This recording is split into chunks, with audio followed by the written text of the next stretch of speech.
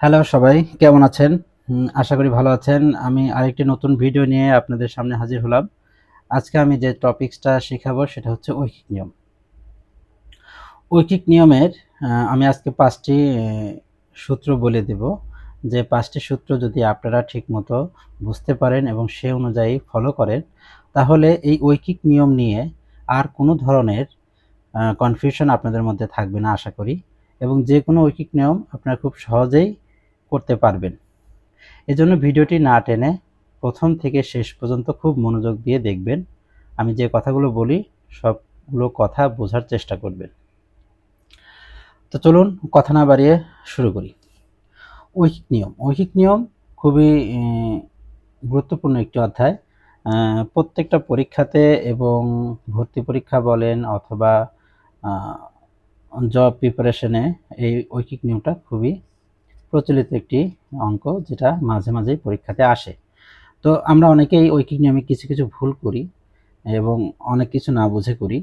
এটা যাতে না হয় সেজন্য আমি ৫টি সূত্র আজকে আপনাদেরকে বলে দিব, যে ৫টি সূত্র আপনারা খুব মনোযোগ দিয়ে দেখতে থাকুন।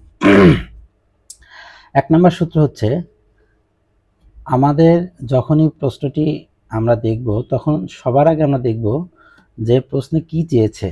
অর্থাৎ ১ নম্বর প্রশ্ন হচ্ছে প্রশ্নে কি চেয়েছে, উত্তর কি বের করতে হবে। এইটা আমাদের অ্যাট ফার্স্ট ডিসাইড করতে হবে। যদি প্রশ্নে দাম চায় তাহলে টাকাটা আমরা সবার শেষে রাখবো, বাক্যের শেষে ফেলবো, এমনভাবে বাক্যটাকে সাজাবো যাতে টাকাটা সবার শেষে থাকে। আর যদি প্রশ্নে সংখ্যা চায় তাহলে সেই সংখ্যাটা, যে বস্তুর বা ব্যক্তির সংখ্যা জানতে চেয়েছে, সেটাকে আমরা শেষে রাখবো। এটা হচ্ছে মেন কথা। এই জন্য আমাদেরকে প্রথমেই বুঝতে হবে প্রশ্নে কি চেয়েছে। এটা হচ্ছে আমাদের প্রথম পয়েন্ট। দ্বিতীয় পয়েন্ট যেটা, সেটা হচ্ছে যদি কোনো কিছু বাড়ে তাহলে গুণ হবে। অর্থাৎ আমরা ধাপে ধাপে যখন ঐকিক নিয়মটা করতে যাব, প্রত্যেকটা ধাপ আমরা ক্যালকুলেশন করব যে এই ধাপে কি এই জিনিসটা বাড়ছে নাকি কমছে। যদি বাড়ে তাহলে গুণ করব, যদি কমে যদি বাড়ে তাহলে গুণ করব। এটা হচ্ছে ২ নম্বর পয়েন্ট। ৩ নম্বর পয়েন্ট হচ্ছে যদি কোনো কিছু কমে তাহলে ভাগ করব। বেশিরভাগ সময় আমরা ভাগই করতে হয়, কারণ আমরা ঐকিক নিয়মে নর্মালি একটা জিনিসের দাম বের করি, তো তখন কমে যায়। যার কারণে আমরা এটাকে কী করি, অলওয়েজ ভাগ করি, এবং এটা আমাদের মাথার মধ্যে ঢুকে যায় যে প্রথমে ভাগ করতে হবে, প্রথমে ভাগ করতে হবে। এই জিনিসটা আমরা সবাই ভুল করি, কিন্তু আমরা যদি প্রত্যেকটা ধাপ চিন্তা ভাবনা করি তাহলে এই জিনিসটা আর ভুল হওয়ার সম্ভাবনা থাকবে না। তো এই জন্য যদি কোনো কিছু বাড়ে তাহলে গুণ করব, আর যদি কোনো কিছু কমে তাহলে ভাগ করব। এটা খুবই গুরুত্বপূর্ণ একটি পয়েন্ট। আমি যখন উদাহরণ দিব তখন আপনারা এই জিনিসগুলো খুব ভালো মতো বুঝতে পারবেন। এরপর আসি ৪ নাম্বার ধাপ। ৪ নাম্বার ধাপ কি? আমাদের প্রথমে একটা সেন্টেন্স আমরা লিখি, তারপরে মাঝখানে আরেকটা সেন্টেন্স লিখি, তারপরে আরেকটা লিখি, তারপরে যদি দরকার হয় তাহলে আরও লিখতে থাকি এইভাবে। তো আমরা প্রত্যেকটা সেন্টেন্সকে যদি এক একটা ধাপ চিন্তা করি, তাহলে পরের ধাপে যে পয়েন্টটি পরিবর্তন করব শুধু সেটাই গণনাতে আনব। অর্থাৎ আমরা যখন উদাহরণ দিয়ে বুঝাই দিব জিনিসটা, এটা আমি উদাহরণ দিয়ে বুঝিয়ে দিব, তখন আপনারা এই জিনিসটা বুঝতে পারবেন যে যে পয়েন্টটাতে আমরা চেঞ্জ করব, প্রথমে একটা ধাপ থাকবে, পরের ধাপে যখনই আমি ওই প্রথম ধাপের রেসপেক্টে যে পয়েন্টটাকে চেঞ্জ করব, শুধু ওই পয়েন্টটাই আমরা গণনাতে আনব। ৫ নম্বর পয়েন্টটা কি? শুধুমাত্র শেষের এবং তার আগের ধাপটি হিসাবে নিব। অর্থাৎ আমরা যখন ফার্স্ট লাইন লিখলাম, second line, third line, fourth line, fifth line, এইরকমভাবে যখন আমরা বিভিন্ন ধাপ পার করব, আমরা প্রথম ধাপ, দ্বিতীয় ধাপ, তৃতীয় ধাপ এইগুলোকে আর গণনায় বা হিসাবে আনবো না। আমরা শুধুমাত্র যে ধাপটা লিখছি সেটা এবং তার আগের ধাপ, এই দুইটা ধাপটাকে ক্যালকুলেশনে নেব। এই ৫টি জিনিস যদি আপনি মনোযোগ দিয়ে আমার উদাহরণটা এর সাথে মিলান, তাহলে আশা করি আপনাদের ঐকিক নিয়ম নিয়ে আর কোনো ধরনের সংশয়, ভয় থাকবে না ইনশাআল্লাহ। তো চলুন শুরু করা যাক একটা উদাহরণের মাধ্যমে। এই ৫টি যে পয়েন্ট আমি দেখাই দিলাম, এই ৫টি পয়েন্ট কিভাবে আমরা অ্যাপ্লাই করব যে কোনো ঐকিক নিয়মের ক্ষেত্রে।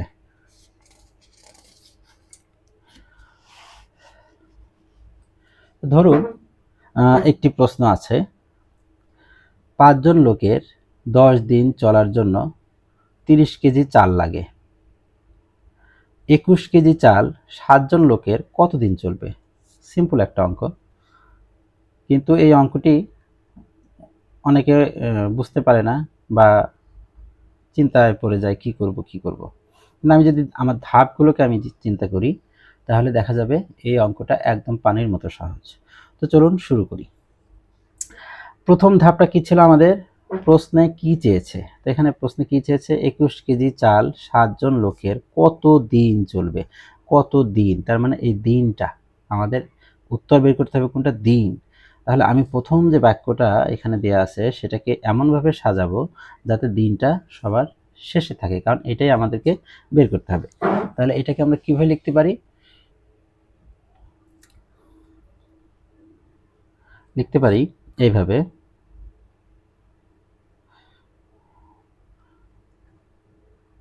5 জন লোকের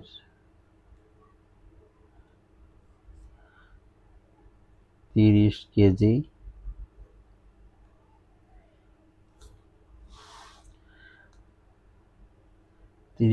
চলে, 30 কেজি চাল দিয়ে চলে 10 দিন। তা আমাদের প্রথম ধাপটা কমপ্লিট হয়ে গেল, যে আমার যেটা লাগবে সেটাকে আমি সবার শেষে দিলাম, আর বাকিগুলো আপনারা 30 আগে দেন, 5 পরে দেন, এটা কোনো সমস্যা নাই। তাহলে 5 জন লোকের 30 কেজি চাল দিয়ে চলে 10 দিন। আমার প্রথম ধাপ কমপ্লিট, ঠিক আছে। এরপর আমি কি করব? নেক্সট ধাপে যাব। সুতরাং একজন লোকের, আমি 30টাকে চেঞ্জ করলাম না, 30 কেজি চাল দিয়ে চলে। তাহলে এইবার দেখুন, আমি 5-এর জায়গায় 1 লিখেছি, তার মানে আর 30-এর জায়গায় 30ই আছে। সো এই পয়েন্টটা আমি ধরবই না, আমি শুধু চিন্তা করব যে 5 জন লোক 30 কেজি চাল দিয়ে চলে 10 দিন। তাহলে একজন লোক 30 কেজি চাল দিয়ে বেশি চলবে না কম চলবে? 5 জন লোক 30 কেজি চাল দিয়ে যদি 10 দিন চলে, তাহলে একজন লোক ওই 30 কেজি চাল আরো বেশি দিন খেতে পারবে। সো এখানে আমার দিনটা বেড়ে যাচ্ছে, তাহলে বেড়ে গেলে কি করব? গুণ করব। তো কোনটা গুণ করব? আমি 5-এর পরিবর্তে 1 লিখছি, তার মানে চেঞ্জ হয়েছে কোনটা? যেটা 4 নম্বর পয়েন্টে ছিল, যে এই পরবর্তী ধাপে আমি যে পয়েন্টটাতে চেঞ্জ করছি সেই পয়েন্টটাই কাউন্টে নিব। তাহলে এই 5টাকে আমি হিসাবে নিয়ে আসবো। তাহলে 10 গুণন 5 এতদিন। সুতরাং একজন লোকের 1 কেজি চাল দিয়ে চলে। এখন দেখেন, আমি 1 আর 1 এটা কোনো চেঞ্জ হয়নি। আমি এই ধাপটাকে এখন ভুলে যাব। আমি শুধু এখন এই ধাপটা লিখছি আর তার আগের ধাপ, এই দুইটা ধাপটাকে আমি কাউন্টে নিব। তাহলে অনেক সহজ হয়ে যাবে। এখানে আমার কোনো চেঞ্জ নাই, সো এটা নিয়ে আমার কোনো প্যারাও নেই। এখন আমি শুধু চেঞ্জ করছি 30 কেজি, 30 কেজির জায়গায় আমি 1 কেজি লিখছি। তাহলে আমি এটা চিন্তা করি যে একজন লোকের 30 কেজি চাল দিয়ে চলে এতদিন। তাহলে 1 কেজি চাল দিয়ে বেশি দিন চলবে না কম দিন চলবে? অবশ্যই কম চলবে, কারণ 30 কেজি চাল দিয়ে যে কয়দিন চলবে, 1 কেজি চাল দিয়ে অবশ্যই সেই কয়টা দিন চলবে না। তাহলে ভাগ হবে, তাহলে ভাগ হলে নিচে চলে যাবে। তাহলে চেঞ্জ ভাগটা কি করব? এই যে আমি 30-এর জায়গায় 1 এইটা চেঞ্জ করছি, সো এটা কাউন্টে আসবে। তাহলে আমি 30টাকে নিচে দিব, ভাগ এতদিন। এরপরে সুতরাং প্রশ্নে কি চেয়েছে? 7 জন লোক, তাহলে 7 জন লোকের 1 কেজি চাল দিয়ে চলে। এখন আমি এই লাইনেও ভুলে যাব, এই লাইনেও ভুলে যাব, আমি শুধু এই দুইটা লাইন খেয়াল করব। সেটা হচ্ছে 5 নম্বর পয়েন্টে যেটা বলেছিলাম। তাহলে একজন লোকের 1 কেজি চাল দিয়ে চলে এই এতদিন। তাহলে 7 জন লোকের, একজন লোকের যদি এতদিন চলে, 7 জন লোকের কমবে না বাড়বে? 7 জন লোকের অবশ্যই কমে যাবে, কারণ 7 জন লোক মিলে ওই খাবারটাই খাবে, সো কমে যাবে। তাহলে ভাগ হবে।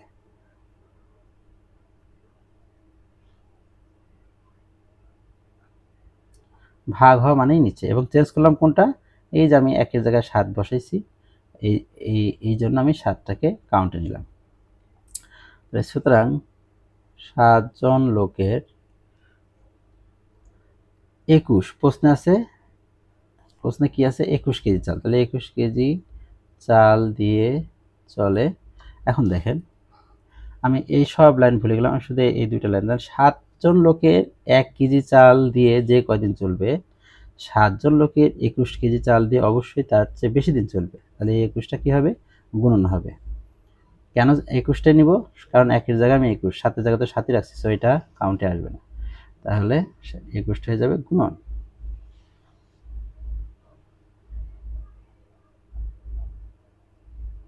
এতদিন। এখন আমরা কাটাকাটি করি।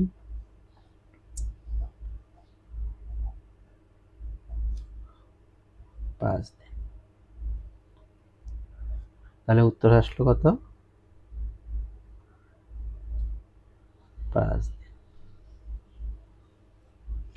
তাহলে দেখুন খুবই সিম্পল একটা অঙ্ক, কিন্তু এই অঙ্কটা যদি আমি ধাপগুলো জানি, তাহলে এই ধাপগুলোকে আমি অ্যাপ্লাই করে কিভাবে একদম সহজ নিয়মে অঙ্কটি করতে পারছি। তো এটাই ছিল আজকের আমাদের ঐকিক নিয়ম সম্বন্ধে মৌলিক ধারণা, এবং এটা যদি আপনারা ভালো মতো আয়ত্ত করতে পারেন, ইনশাল্লাহ যত কঠিনই ঐকিক নিয়ম দিক, আপনারা এই নিয়ম ফলো করলে ইনশাল্লাহ যে কোনো অঙ্ক আপনারা করতে পারবেন। এরপরেও যদি আপনাদের কোনো সমস্যা থেকে থাকে, তাহলে অবশ্যই কমেন্টস করে আমাকে জানাবেন, আমি ইনশাল্লাহ অ্যান্সার দিব। আর আমার চ্যানেলটা যেহেতু নতুন, সো আমার ভিডিওটি ভালো লাগলে আপনারা অবশ্যই লাইক, শেয়ার এবং সাবস্ক্রাইব করবেন। আমাকে আপনারা সাপোর্ট করেন, যাতে এমন ভালো সুন্দর সুন্দর ভিডিও আপনাদের জন্য আরও বেশি করে আনতে পারি। আজকে এই পর্যন্তই, ধন্যবাদ।